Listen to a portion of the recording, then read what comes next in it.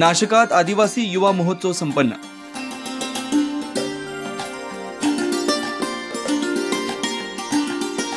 आदि क्रांतिकारक राघोजी भांगरे, राया ठाकर, क्रांतिसूर्य बिरसा मुंडा, क्रांतिकारक नाग्या कातकरी यांच्या संयुक्त जयंतीनिमित्त नाशिक शहरातील मुंबई नाकालगत असलेल्या कर्मवीर दादासाहेब गायकवाड सभागृहात आदिवासी विकास परिषदेचे राष्ट्रीय अध्यक्ष लकी जाधव यांच्या वतीनं आदिवासी युवा महोत्सवाचं आयोजन करण्यात आलं होतं। या कार्यक्रमास प्रमुख पाहुणे म्हणून राज्याचे अन्न आणि औषध प्रशासन मंत्री नरहरी झिरवाळ तसेच व्याख्याते अखिल भारतीय आदिवासी विकास परिषदेचे मणिपूरचे युवा प्रदेशाध्यक्ष PGK गुईटे उपस्थित होते। कार्यक्रमाच्या सुरुवातीस प्रमुख पाहुण्यांच्या हस्ते महापुरुषांच्या प्रतिमेस पुष्पहार अर्पण करून दीप प्रज्वलन करण्यात आलं। तसेच आदिवासी युवक युवतींनी आदिवासी नृत्य सादर करत उपस्थितांची मनं जिंकली।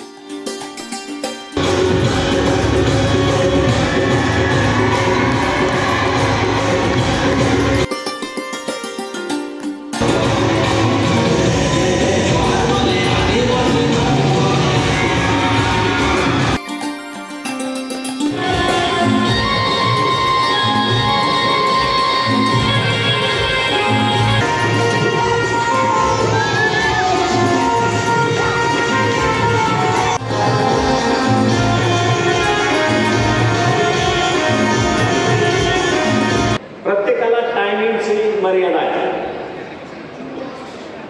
शिक्षक वृंदांना 45 मिनिटं, कारण 45 मिनिटापेक्षा जास्त वेळ मला वाटतं माणूस बोलू शकत नाही असा त्याचा अंदाज आहे।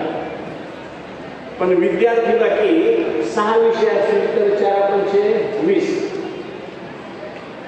6 शिक्षक शिकवायला जातात। तेवढा वेळ विद्यार्थी बसत असतात। मला असं वाटलं होतं युवा आहेत, विद्यार्थी आहेत, बसू शकतात, जाऊ आपण उशिरा, तरी सुद्धा मर्यादा असते। मी ती मर्यादा तोडली, मी माफी मागतो। त्याच्याबरोबर मला एक दुसरंही वाटत होतं, आदिवासी जसा अकॅडमिक आदिवासी विद्यार्थ्यांची संख्या खूप मोठ्या प्रमाणात म्हणजे 70-80% आदिवासींची संख्या सांगितली गेली। मुळातच आदिवासी हा काटक आहे।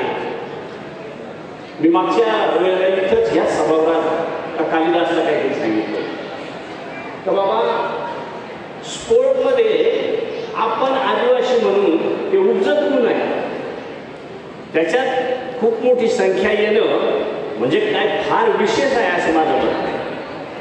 पण ज्याच्यासाठी म्हणून आपण एक समाजाचे पुढचे पाईक आहात, त्याच्यासाठी आता आपल्याला शिक्षणाची जोड, जसं बिरसा मुंडा असतील, राघोजी भांगरे असतील किंवा आपले क्रांतिकारक सगळे असतील, त्यांच्या प्रतिमेचं पूजन करतो, उत्सव साजरे करतो, त्यांच्या प्रतिमा समोर ठेवतो, त्यांचा इतिहास समोरच्यांना सांगतो। त्याचा उद्देश एक आहे की बिरसा मुंडांनी त्यांच्या वयाच्या 25व्या वर्षात सगळी क्रांती केली। ती क्रांती आपण बघतोय तर आदिवासी समाजाची कला लोप पावत चालली होती। तुमच्या माध्यमातून मंत्रालयात ही कला जिवंत ठेवण्यात आली। तीच कला जिवंत ठेवण्यासाठी आज आपल्या आदिवासी महोत्सवाचं आयोजन केलेलं आहे आणि या कलेच्या माध्यमातून आपली संस्कृती जिवंत राहणार, परंपरा जिवंत राहणार, कारण आपलं आदिवासीचं आरक्षण या संस्कृतीमुळे टिकलेलं आहे आणि आदिवासीची खरी ओळख ही आपली आदिवासी खरी संस्कृती, ही तुमची कला आहे।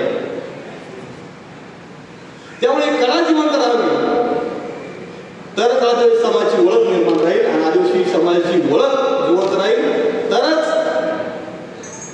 आपल्याला इनोसारख्या ठिकाणी असे अहवाल सादर केले जातात। आज आपण बघतोय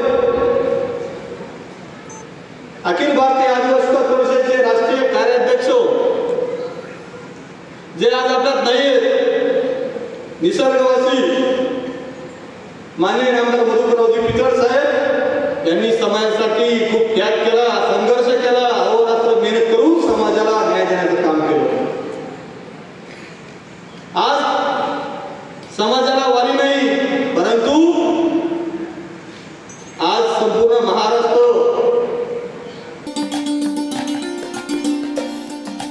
यावेळी गणेश गवळी, विनोद मस्मार, बाळासाहेब पवार तसेच अखिल भारतीय आदिवासी विकास परिषदेचे पदाधिकारी, कार्यकर्ते मोठ्या संख्येने उपस्थित होते.